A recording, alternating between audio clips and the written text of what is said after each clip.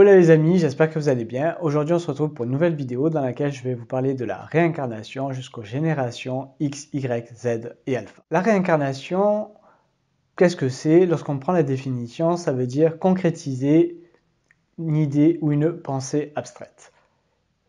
Autrement dit, ça veut dire agir. Et nous ce qu'on va voir, c'est qu'on va parler de réincarnation et d'incarnation sur le côté pragmatique des choses.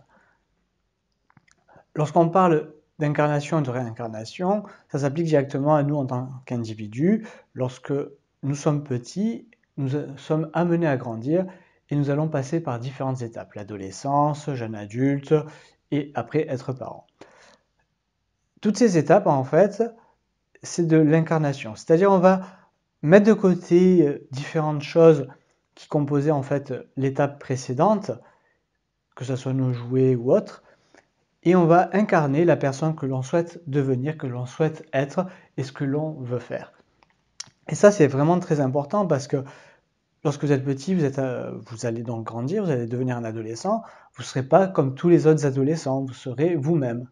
Souvent d'ailleurs, le problème de l'adolescence et la crise de l'adolescence, c'est que lorsque vous essayez d'être différent et d'être vous-même, les gens, ils vous répulsent un petit peu, ou alors vous n'êtes pas à l'aise aussi dans le groupe, etc., etc. Ce qui est tout à fait normal parce que vous êtes en train de vous découvrir et en même temps d'essayer de vous incarner en fonction de vos propres valeurs. Parce que vous allez également incarner des valeurs, ce qui est tout à fait normal. Vous allez voir qu'il y a des choses qui vont vous plaire et d'autres vous déplaire.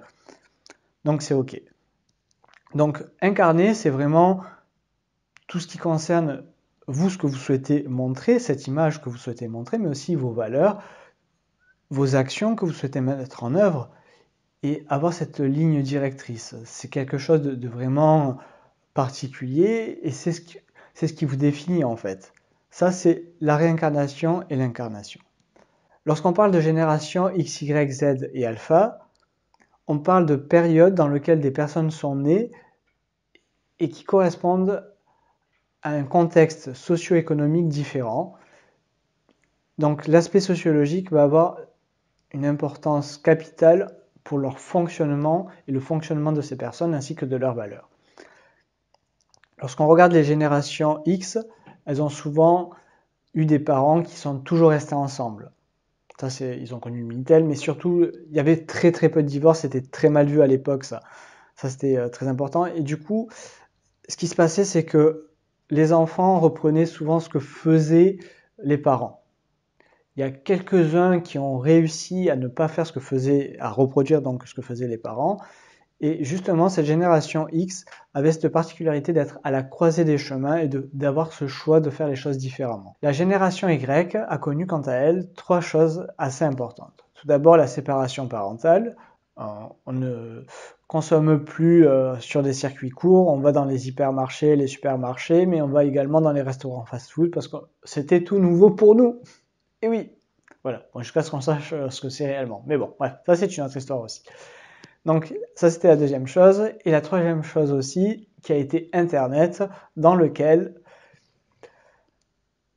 ça a permis de communiquer à travers le monde. Et on va s'apercevoir qu'en communiquant à travers le monde, on va avoir des gens qui vont être un petit peu comme nous, qui vont avoir les mêmes idées, qui vont avoir les mêmes façons de penser, les mêmes valeurs, les mêmes façons de voir les choses, et de partager en fait des choses en commun et donc de créer des communautés. Et ça, c'est ce qu'a permis Internet. La génération Z, on pourrait l'appeler la génération zigzag ou zèbre, et je vais vous expliquer pourquoi.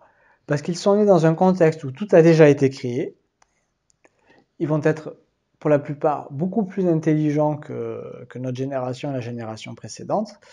Quand je parle d'intelligence, je parle qu'ils vont être beaucoup plus connectés à leur potentiel possible que sont l'intelligence cognitive et l'intelligence émotionnelle.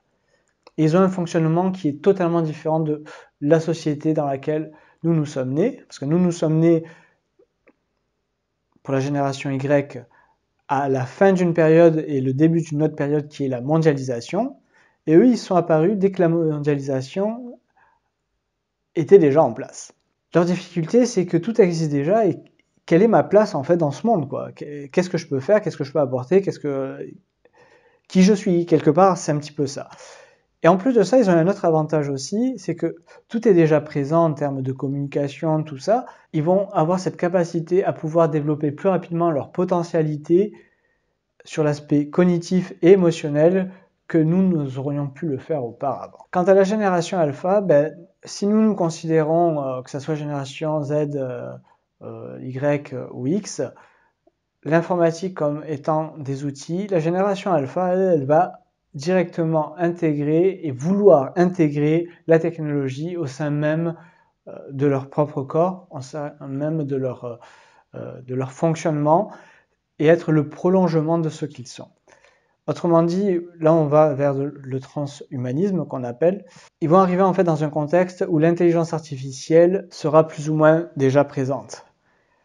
Et ça va être problématique parce que si déjà les générations Z ont du mal à trouver leur place, parce que déjà en plus de ça, il y a forcément l'intelligence artificielle qui progressivement, malheureusement, est en train de grappiller certains secteurs. Quelle est la place de l'être humain? C'est ça le questionnement pour la génération Z aussi, hein, mais aussi pour la génération alpha. La génération alpha va répondre à cette question et la solution est qu'ils vont directement intégrer la technologie. Donc pour pouvoir s'interfacer directement entre ces différentes dimensions que sont l'informatique, l'algorithmie et l'intelligence artificielle. J'espère que vous avez aimé cette vidéo. On se retrouve pour une prochaine vidéo. Pensez à vous abonner, à liker si ce n'est déjà fait. Laissez-moi des commentaires si vous avez des questions. Partagez également sur les réseaux sociaux et je vous dis à une prochaine. Ciao, ciao!